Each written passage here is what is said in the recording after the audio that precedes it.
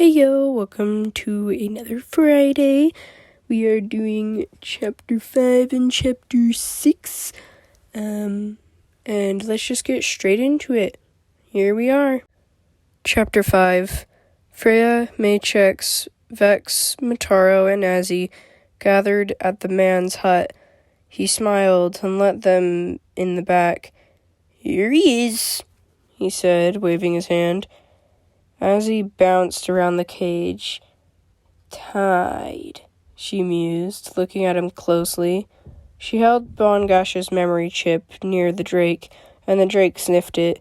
With a low purr, he touched it with his nose, and as soon as he did, red lines traced across his body. "Bongash!" as he shouted, watching the lines fade. Freya chuckled. "Nice to meet you, Bongash," Freya said, turning to smile at the man.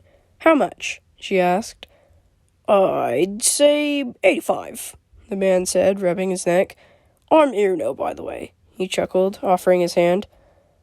"And no, I did not make the money system either," he added warmly, shaking Freya's hand. Vex grabbed out a gem worth 60. "Well," he sighed. Mataro grabbed out 32. "We got us a deal," she said, smiling. They counted the right amount and handed it to the man. "Now, I don't recommend taking that one out in the village," he warned. Irino gave them a key and happily gave them a spare wagon to pull tied. Maychex huffed happily and pulled the wagon, but Mataro and Azzy helped him push from behind.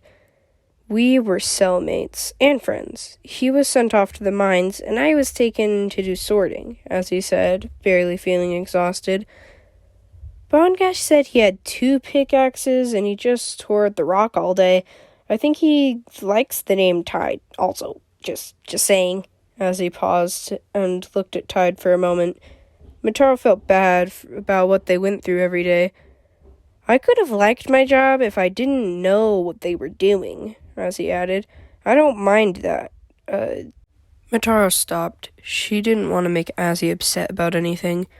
"You know, they took my memories, and I had to make entirely new ones," as he said, knowing what Mataro was going to say. But the thing that Mataro was mostly shocked about was, Azzy is upbeat about most things. How is she so calm? Marblisu asked. "Maybe it's because she has Bongash back?" Mataro guessed in her head, of course. Vex and Freya were walking a little off to the side and talking together. "How did you do that earlier?" he asked. "Like the demon form and the lava and..." He trailed off nervously, grabbing his hand to his chest. "I didn't really do any of it. Fekfanis was doing it, hoping I'd follow the plan or whatever," Freya said, looking down at the trail. Vex nodded. "How does it feel to spit lava?" he asked, going in front of Freya and walking backwards. She looked up and then to the side. "It's hard to explain, but not any painful feelings," she said, putting her hands in her pockets. "If I'm making you uncomfortable, I'll stop," Vex said, stopping and grabbing her shoulder. "But you can tell me anything, and I won't tell anyone about what you're telling me," he said, looking straight into her eyes. "Vex, 2 years ago, I hated the foxes, and now I'm so different. And I killed my own dad. I don't even know who I am or what what makes me uncomfortable," she said, sitting down on a log. Mataro gave Vex a look, but he just waved her to continue. "So, you actually killed your father?" he said, sitting next to Freya. "But he tried to kill you too, and manipulated your mother to do so," Vex said with a sigh. "I know what it's like. I mean, for me, I killed my mother. More Archani's doing, though, but that doesn't stop me, and I've already forgiven Archani," he said softly. "I just can't do this, not without Garashi," Freya whispered, resting her head on Vex's shoulder. He was shocked by her touchiness, but he was happy to comfort her. I barely met him, but I feel that way as well, he whispered softly. They sat and rested together until they heard crashing and yelling up ahead. We gotta hurry, Vex said, standing up and looking up the trail. He started running over, and as he did, he swirled into a gray aura and spun out of the aura into his fox form. He started running again, straight up the trail, leaving Freya. She was stunned, but quickly snapped herself out of it and ran over. Tide was attacking a tiger's eye serpent. Azzy, get out of the way! Vex shouted, jumping in front of her and biting the tail of the serpent. She quickly got out of the way and backed up to see Tide fighting. Freya jumped up and also blew into her orange aura, going into her fox form. She howled and jumped onto the snake, slowly burning its scales, but it didn't do too much. Freya? Azzy said, very confused. Demons don't do that for me, she whispered. Motaro got a rope and jumped onto the head. She tied the mouth shut and held it on as tight as she could. Azzy was tired of everyone doing everything. Come on, let me at him, she yelled, but Maychex got in the way. The serpent thrashed and knocked everyone off. Crystals burst from the ground and knocked out Freya and Vex. Azzy stopped. Tide! She shouted. Tide stood on his hind legs, and Azzy jumped up, ran along his back, and from her robotic arm, an electrical blade shot out. She jumped up as the serpent was going to eat her and slid right inside. But the throat fizzled and burst open, and Azzy landed with a twirl and a few small spots of blood. No one should think I'm incapable of doing stuff, she mumbled with a mischievous grin, sucking her blade back in. Maychex stood in shock, looking from the snake to Azzy, who was now flipping her hair and helping Freya up. No problem, guys, she smiled. Freya, can I talk to you? She asked, nudging her playfully. They walked out into the woods, not too far from the trail. Freya, I feel like that moment gave me some sort of flash of a memory. I don't know, like the motion, but it's kind of a weird feeling, like not like a full memory, as he said, scratching her head. Freya nodded. I want to learn more about me, as he said, but I have some memories of where the elves are. She cut off, and Freya understood. We'll go, she said, holding Azzy up. She lifted Azzy onto her shoulders. What are we waiting for? She chuckled. They explained it to the rest of the gang and set off. Maychex sent a messenger bird to the Minotaur mansion to tell them where they were going. How old was Azzy? Freya knew she was younger than all of them, but there wasn't really a number that fit. They let Tide roam, and Motaro and Maychex followed after them. Right over Eagle Pass, as he shouted, taking the lead. Vex made an ice path so Maychex and Motaro could follow. Eagle Pass is the one that floats, right? Vex asked eagerly, as he smiled. I've always wanted to come here. Freya yipped happily, not needing to translate to Azzy. Yes, I would have anyway. Azzy needs to go home, Tide said. I was going to take her either way, if we met you or not, he said, jumping on the first cluster of rocks. Azzy loved being with her friends, and this was just the beginning of it all. Freya and Vex jumped up and took a moment to embrace the mystical floating rocks. Home, then! Azzy chuckled, pointing up the path, laughing and holding tight to Tide. They ran up the path, and Vex jumped over Azzy a couple times until they reached the tall, towering walls of the elf village. Chapter 6. Azzy slid off Tide's back, and they didn't even knock before a group of green-haired elves opened up the doors. Freya jumped off the last rock, and on her way down, went back into her normal form. Azzy, do you know anyone here? She asked. Vex noticed their warrior marks on their clothes, and he knelt down and nudged Freya to do the same. "Hello, what brings you here?" the eldest said, walking forward cautiously. Freya stood up. "We have come to talk to your king, with an important traveler," Freya said, nodding to Azzy. His eyes widened. "Yes, immediately," he said with excitement. The other elves smiled and opened up the doors enough for them to enter. Azzy was scared.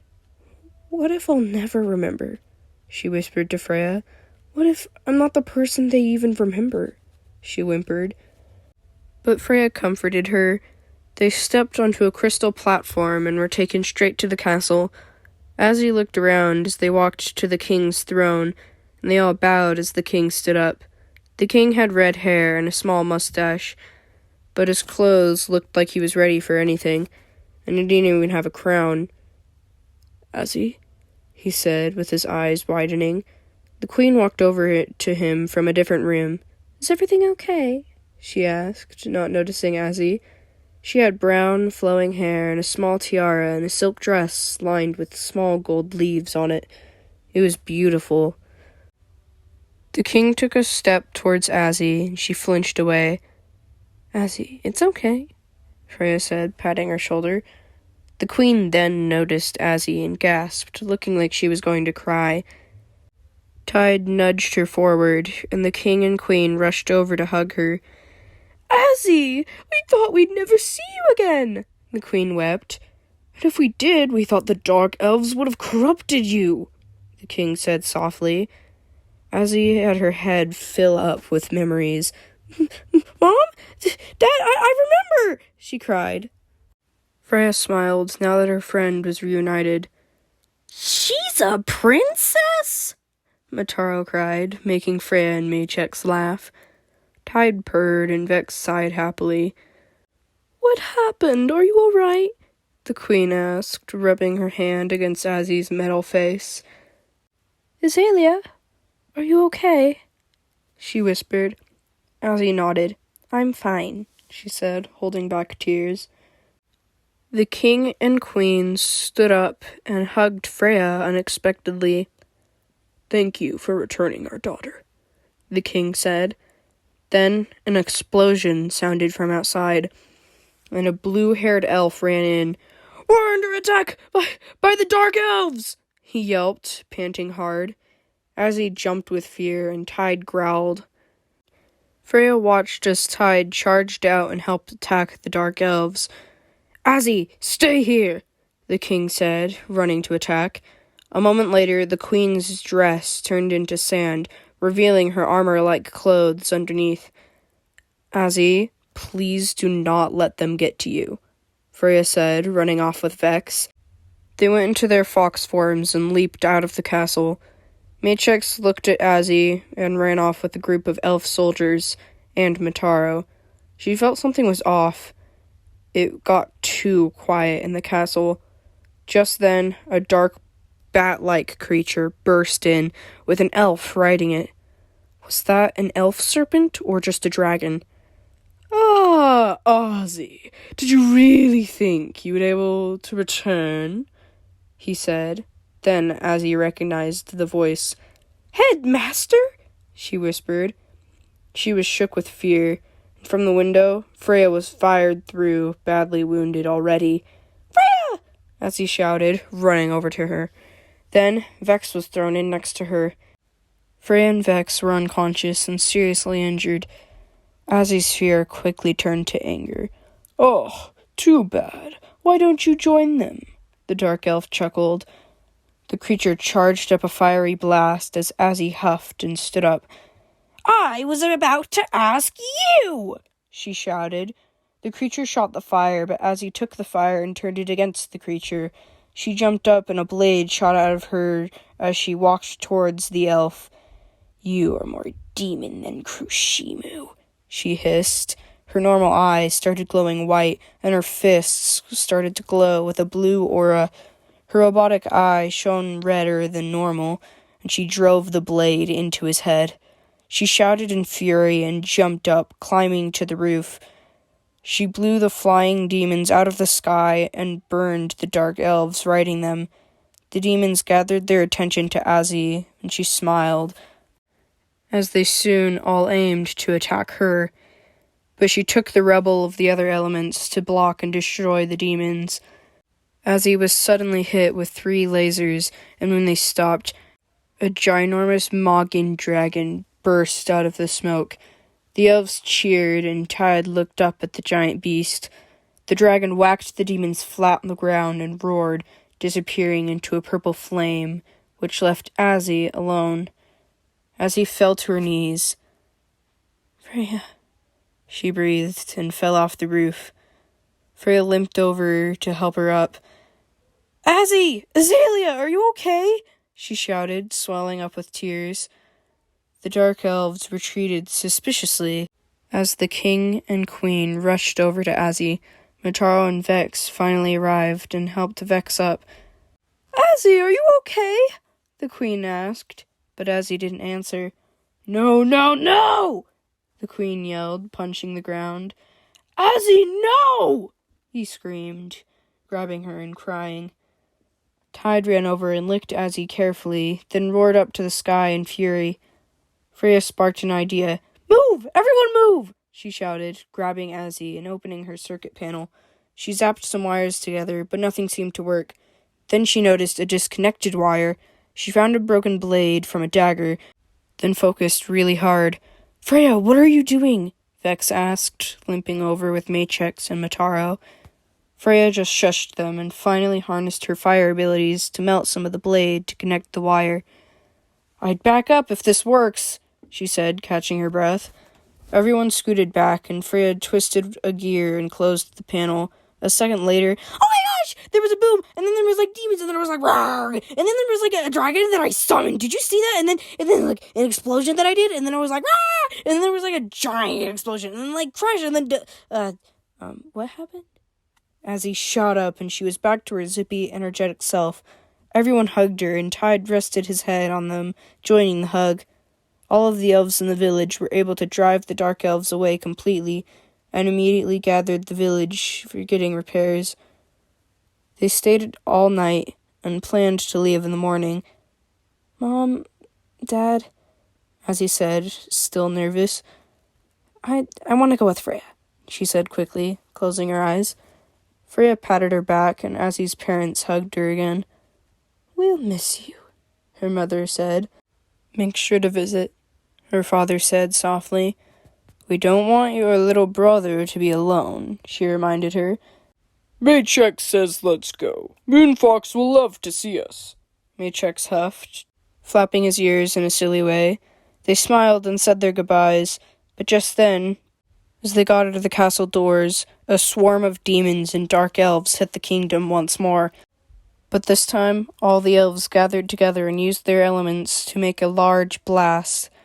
"They need our help," Motaro said. "Some demons are dodging," Vex pointed. Vex and Freya jumped to attack, and were able to handle themselves. Maychex gathered his aura and bashed the elves coming from the bridge. Motaro and Azzy ran to the castle, but Azzy twisted around and shot straight for the biggest demon. She slid out her blade and used all the elements to blast up to it. She went straight for the mouth, just like last time with the serpent. "Let's hope this works," she whispered. Motaro got the king and queen just as Azzy jumped right into the mouth. "Azalea!" the king shouted. "You know, she'll be fine," the queen said, putting a hand on his shoulder. "You're right, Fantasy, my love," he sighed, kissing her quickly. Then they rushed back to help attack. Motaro stayed behind.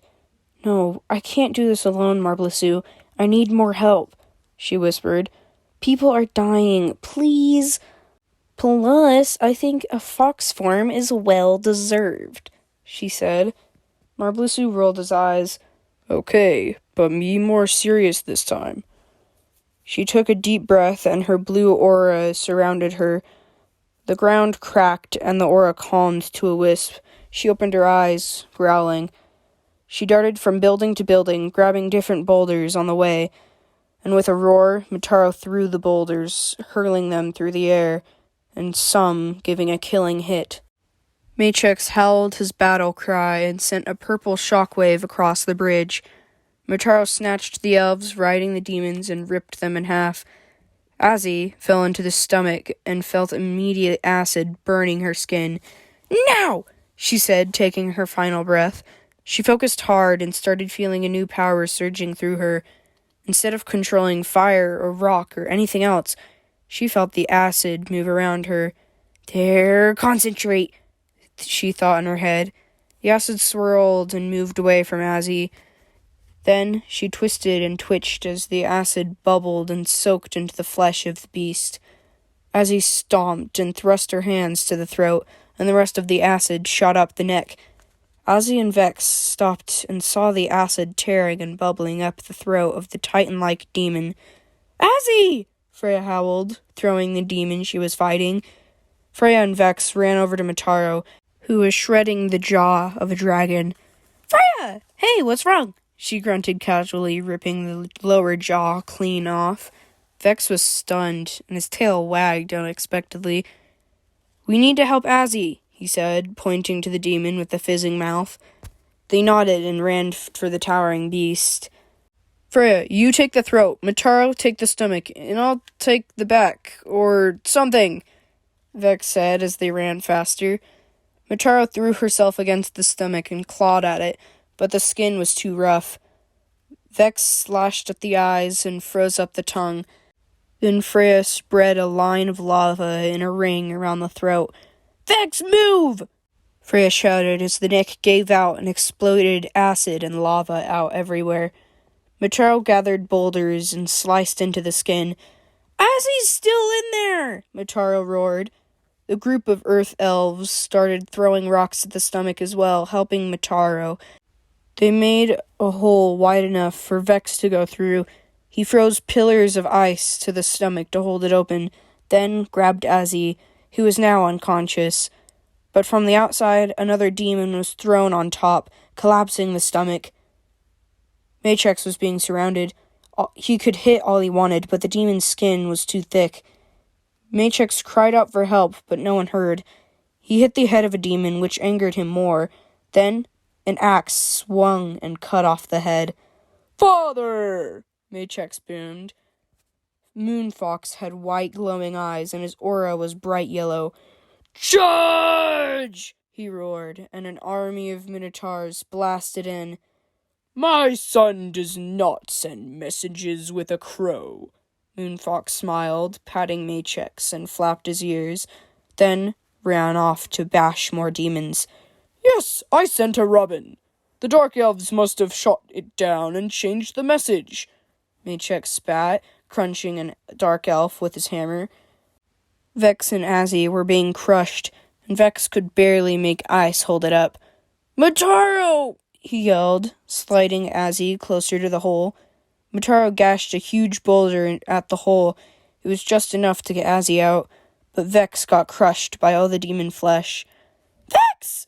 Motaro screamed, but slowly backed away. She had to help everyone. "Make Vex count," she whispered quietly, watching a few elves still trying for a second. She shook her head and slammed in more demons, gaining more power from her anger and sadness. Freya growled and looked up to see an undead savannah wyvern flying above, but then a strange black sand swirled around them. Crashing on top was Darwin in his true form. He roared louder than Fekfanis, and even his playful head was now growling and had one of the most fierce faces. He opened his mouth and black sand poured out everywhere. All of the elves that were good were pushed into a corner from the sand, and the rest of the sand started suffocating the ground demons. And that's going to be all for this Friday. So I hope you are really hating me now, because this is a cliffhanger. We're right in the middle of a battle, and Vex just died again after being killed and all of this magical stuff. And then Azzy almost died. Technically she did die and then was brought back to life, and there's a lot of death, and it's so cool. This is probably the longest chapter, isn't it? Huh. Anyway, I will see you next Friday.